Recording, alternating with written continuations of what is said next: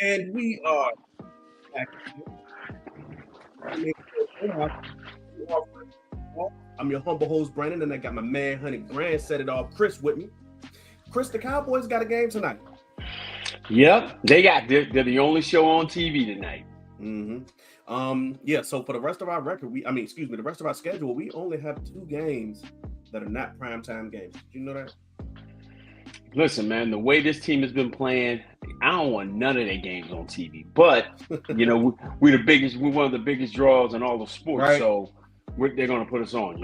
I know Thanksgiving's coming and things of that nature, but yeah, tonight is going to be they're going to be front and center. They get an opportunity to play the Arizona Cardinals, and we were beforehand talking about this 3-game stretch. Where they were going to play Denver, who they failed against miserably. Turn around, we get a win against Arizona. Then I think we play the Raiders, and that would kind of get the ball rolling towards getting to the playoffs. But after watching what they did against Denver, it just really kind of doused my feelings for outside of the players that we need to get and acquire to help us get to the next step.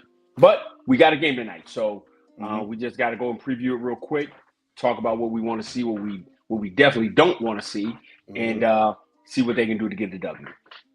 Yeah, and Chris, I'm inclined to agree with you on one thing that you said. Remember, for the past few weeks, one thing I've been saying is, and John in the chat, one of my friends in real life, appreciate you. What's up, man? What's going on, John? Chris, I've always said that I need to see the Cowboys string together a 3-game win streak before if my name was Jones and I couldn't get fired, right? Right. But before I would feel comfortable. Oh, but you should. Hey, look, you but should. You should. Go ahead. I've always said that I need to see a 3-game win streak before I invest in this season, meaning trades and things of that nature, right? Okay. And so you haven't really done that, especially in games in this. I'm not gonna say easier stretch, but these stretch of games where it was winnable compared to the gauntlet that we got coming up after the bye week. Oh, absolutely. The front part of this season, we were trying to stack wins because we knew that the last 6 were going to be so daunting with having to play. You had to play the Eagles again. You had to deal with the Chiefs. You were going to have to play. You were going to play the Seahawks. I think we do play Seahawks. We play the Lions. We got the Lions. We had to play, and so all these teams that we were like, okay, these teams are going to, and they were all. It was a big playoff run. You were going to be beat up. You were going to be tested. And so now you were going to go into that playoff stretch. But now, with it being the way it is, you're kind of like auditioning guys because we know that this team isn't 18, 19 game ready. That's the biggest thing. Not this year. So since they're not 18, 19 game ready, we're definitely looking at seeing how do we improve it and who we need to keep. And especially on the it's really like on both sides of the ball, I have to say, because offensively, we lack a lot of the pieces, but there are different things that we've seen through the season with other players from other teams that like, hey, we probably didn't need to go get that guy. We probably need to add that guy. So tonight is just my biggest thing tonight, man. You said in the title, what do we need to do to beat Arizona? And I think we just don't need to be average. We don't need. Go ahead, Chris. You said it in a very particular way in the green room, right? That kind of stuck out to me. You said we don't need to be our average. We don't need to be our average. Because the Cowboys' average has been below average on defense. Oh, no. The Cowboys on defense have been woeful. We have been to the point where we're averaging 30 points, I think 30, 31 points per game given up. 31.3. My God. So if you're looking to be that, if you can be not your own average self, and I think you have some things working for you now. You don't have to deal with the quarterback because he's out. Little Speedy Gonzalez, little dude. Kyler Murray moving around there. You don't have to deal with it, but you do have to deal with a proven NFL quarterback in Jacoby Brissett. And if you're going to try to heat him up, but you're also going to have to deal with the outside weapons that they do have. You get to see Marvin Harrison Jr. in real life again. He's going to be out there. You're going to see those guys. So it's a daunting task they're dealing with, and that defense on that. So that's you're getting to the point. You're trying to say, how do I play my very best? How do I show my best self and not be my average tonight? That's the goal tonight. Okay. And Willie in the chat asks, "Is Agent Zero DeMarvin Overshown playing tonight?" No. They so initially they were trying to get him, to use that full 21-day window, right? But it's possible that he may come back a little sooner, which would be like next week rather than after the bye. Just because he's one of those guys that really attacks his rehab, and embraces, his own success and things like that. And when you kind of have been up against the challenges that he has, I think that's necessary. That positive attitude is truly necessary. That's why, Chris, when you're getting surgery, I'm kind of accident prone. I am accident prone. Let's word it that way. I've broken 11 bones. They tell you to have a very positive attitude when you get a surgery, towards rehab, etc. Because the mental has a lot to go with it. You know what I'm saying? Absolutely. Yeah, and he's had that from day one. He's been super positive. He's been about coming back. The thing I don't want with him, and we've talked about this before, I really want to put him in bubble wrap. The way the season's going, he is Overshown is one of my, he's one of the few players that I'm happily thinking about bringing back, but I'm looking at replacing about six to 9 players on this defense. So if I can bubble wrap him, keep him in good faith, play him, but gosh, I'm not. How can we say it? I want to see him play, but I don't want to risk injury. But I mean, it's just part of the business. You gotta be like that, though. It's part of the business. You gotta be like that because at this point he's injury prone. Absolutely. And so you're trying to get as many games stringed together for him. I think you can compensate him with a decent package going into his 4th year. You might even make him play out his 4th year before you tell him, definitely show he can do that. And then that's all season talk, but we're close to that anyway. I know we got to get in the vault, but either way. I'm in there, Chris. I'm in there. Okay. In 2 weeks, because if y'all don't know, I'm on vacation next week. You know what I'm saying? True. 2 weeks, Chris, I'm dropping some draft film, Chris. I'm dropping some of that. But we got to look up some stuff. But that's in the future. Yeah. So tonight, I've got to be able to make Jacoby Brissett uncomfortable. I got to keep him going. I have to keep because he's a pocket passer. Yeah. I think I know where he's going to be at. So I've got to be able to get pressure in some variation tonight. I'm going to need 4. You got to get pressure with 4. I think that is important. Okay, but my thing is, who am I looking for the pressure to come from? Am I looking from Houston, getting it from him? Am I looking from getting from Izaraku? I need to get something from him. I just haven't been able to get pressure with 4, so I think I'm gonna have to come with 1 extra guy tonight to be able to speed him up a little bit. I mean, it makes sense, right? Right. Dan Quinn's defense has been predicated on winning without the blitz. The players haven't been able to do that. Who's defense? My bad. Yeah. You in the time warp. I've been talking to a lot of Commanders fans today, Chris. Oh, okay, you know yeah. But they season over. Eberflus's defense is predicated on winning without the blitz. Yeah, but go back to what you said. Yeah, they season's over. So sadly, I don't like getting injured. Yeah, I don't want him to get injured, but I did want him to lose, and they were doing that mightily before he got hurt. But keep going, my brother. And to who that success is going to come from, I'm not quite sure. Right. I believe that the Cowboys are kind of done with Mozzie Smith. I haven't sent out any texts asking that, but that's just how I see things. And Mozzie just generally looks like a player that doesn't want to be there. So there's that. Dante Fowler hasn't really had much success.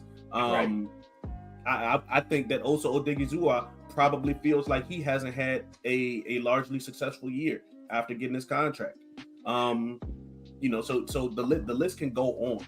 So I'm not sure who that 4 is going to be. If you, I just find, and we talked about this before. I just find that how guys fall off a cliff in one season, from being productive, guys that you can look to make certain plays and do certain things, and then all of a sudden they get one defense coordinator, and all of a sudden everybody stinks. Like everybody's bad. Osa's bad. Osa's bad. Dante Fowler's bad. James Houston shows sparks, but then all of a sudden he gets bad. It's just a myriad of things. So tonight, I just want them to not be their average selves. That's what I want to see. What do you want to see from the offense, my guy? I think that it is important to, if you're gonna play your guys that you're gonna try to trade, because we've heard over the last couple of days, I want to say since like Friday, that like Jalen Tolbert could be used as like the cherry on top to help bump a trade up a little bit. Hey. If you're interested in moving those sort of guys, then put on some good film in this last game before the trade deadline, because the trade deadline is less than 24 hours away. Tomorrow PM is the trade deadline, right? And you're gonna have to make things look as shiny as possible. Like if you've ever sold a car, man, you might go wash that car up a little bit, clean the floor, detail it. Vacuum that thing, put a little smell good up in it. I understand, but my thing with Tolbert has always been a trade piece, and that's what I'm thinking. Yeah. Why do you wait till the trade deadline to give this guy up when you knew well into this thing that he was a piece that you could dangle out there to be able to get a player? You could have did this a couple of weeks ago to turn around and get some more defensive help. Maybe flipped him for a linebacker. You wait to the deadline to come up against it. Like, duh, he wasn't the guy.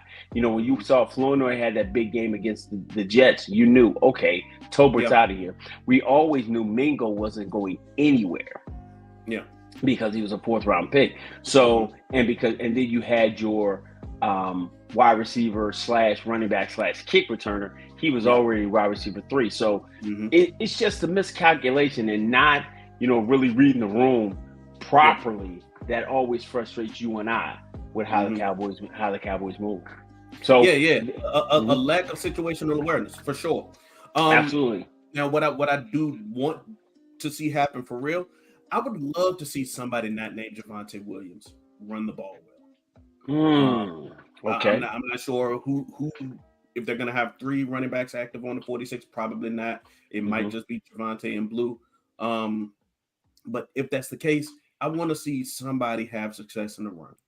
Yeah, so that way, go ahead. We can keep the ball away from our defense. If you have a suffocating run game, you can keep your defense off of the field. So you really want to play keep away. You want to score and play keep away. Yeah. Okay. Yeah. I can understand and that's win or lose, honestly, because I mean, as we know right now, this defense, even though there is a player to be named later that is allegedly going to be brought in tomorrow,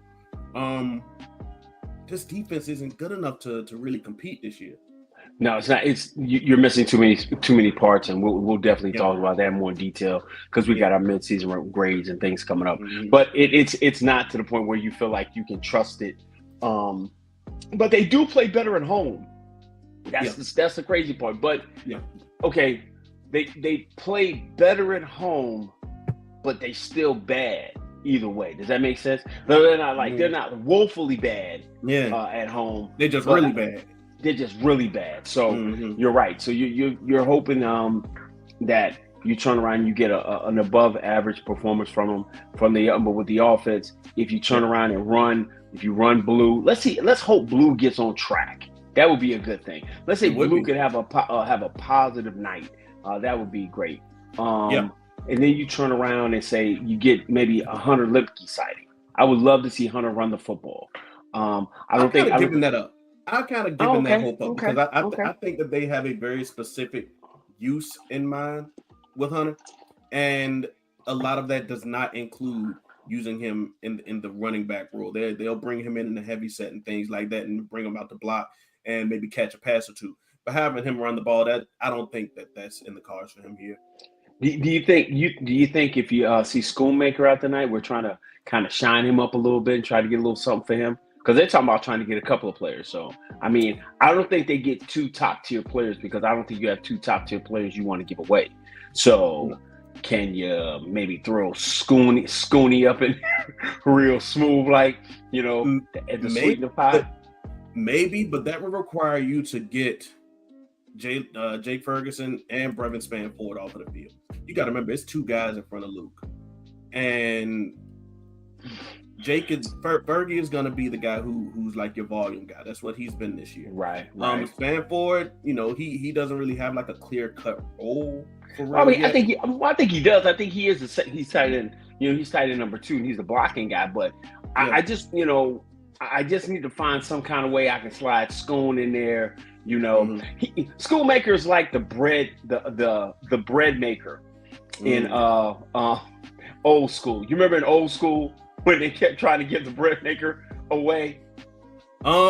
Chris, Okay. I'm gonna be honest with you. I don't remember Old School. All right, here you go. Old School is the story about the guy who ended up catching his girlfriend messing around, and he moves into the college frat house.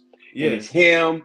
It's Will Ferrell. Will Ferrell's the guy. Okay, it was a Will Ferrell Frank movie. the Tank, right? Frank the Tank ended up getting a bread maker, and he keeps trying to re-gift the bread maker. School is like the bread maker. I just want to re-gift him to somebody else so I can get rid of it. But everybody keeps saying that's what you're doing, and that's what I'm trying to do. So I'm really trying to get rid of Schoolmaker like a bread maker.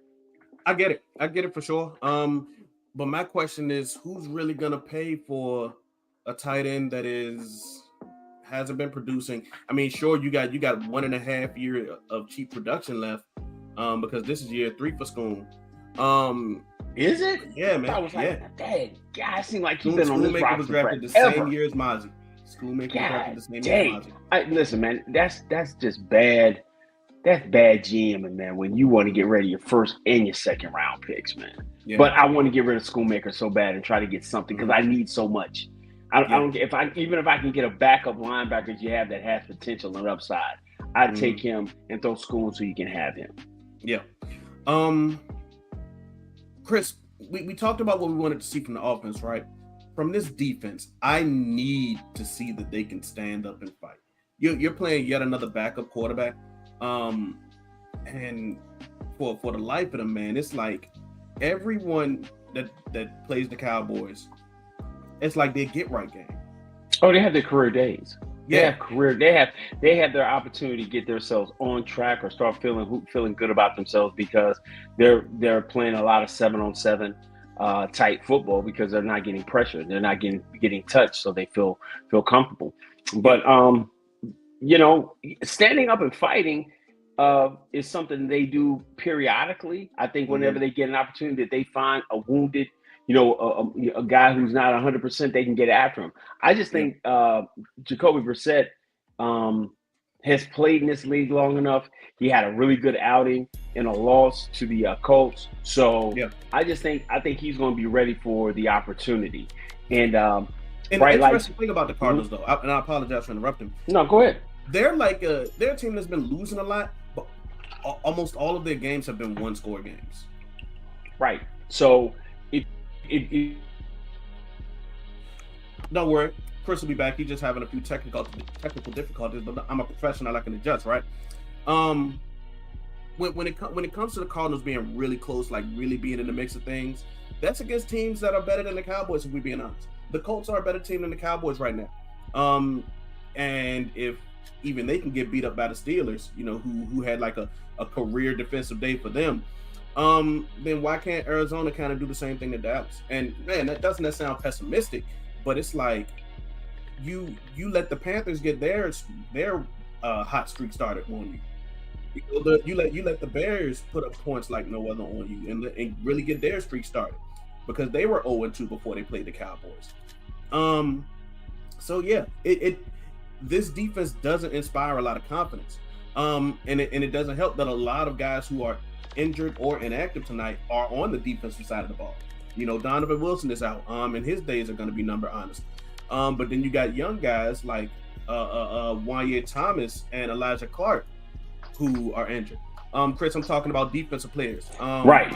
And how the defense doesn't inspire a lot of confidence, because we let, and I use the example of, we let the Bears get their hot streak on us. We let the Panthers get their hot streak on us. So even though teams can kind of have their days, they seem to have their best days against the Cowboys.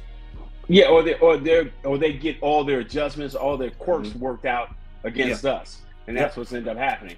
And you were saying earlier this or last week or when we were talking, hey, it didn't look bad.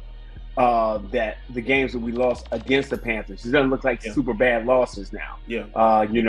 But at the end of the day, it's true.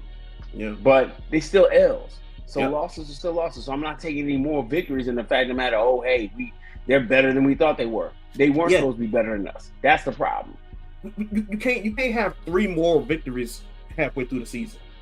Absolutely. You know what I'm Right. saying? Right. And Jason in the chat said Cowboys will win by Kyler Murray doing usual Kyler Murray things. Kyler's inactive tonight. Right. We got to play Jacoby Brissett tonight, brother. Right. And so Chris, with a lot of these injuries, you know, with Wanye being out tonight, Elijah Clark being out tonight, where are you gonna find any relief in the safety room? Because that's already been an area of contention. Listen, you're going to have Donovan Wilson back there, which I'm not excited about. You'll have Bell back there. And then Wanye is going to be playing with a visor because he's been dealing with migraines. Being, you know, like you said, and like we've talked before, you've had those issues. It's just a poorly constructed roster when you have guys like that. And, you know, and we still have, you know, injury. We have injuries coming down the road or people coming back from injury. But you're just hoping that Wanye can play well enough tonight and be effective. Yeah, for sure. So Chris, this defensive front, do you think we're gonna see a little bit more like of your other one text like Jay Toia tonight? I would love to see any one tech be effective enough to spell Kenny Clark and help get Osa back on track. So Osa can start doing Osa type things. I think because of what people have seen on film from him, they're giving more attention to Osa. That's allowed, and then we don't have that dominant one tech that's the upfield one tech or a guy who, you know, causes havoc on his end, that they're able to double Osa. And that's where no one's winning one-on-ones. No one's winning one-on-ones on at any of those positions. And that's why we're having such a problem in so many different areas up front. Okay. You're not winning one-on-ones, then you're getting back to the point where our linebackers, which are questionable, then there's a problem. And so we're just not winning in any area at any level on our defense. So tonight, I want to see somebody do something.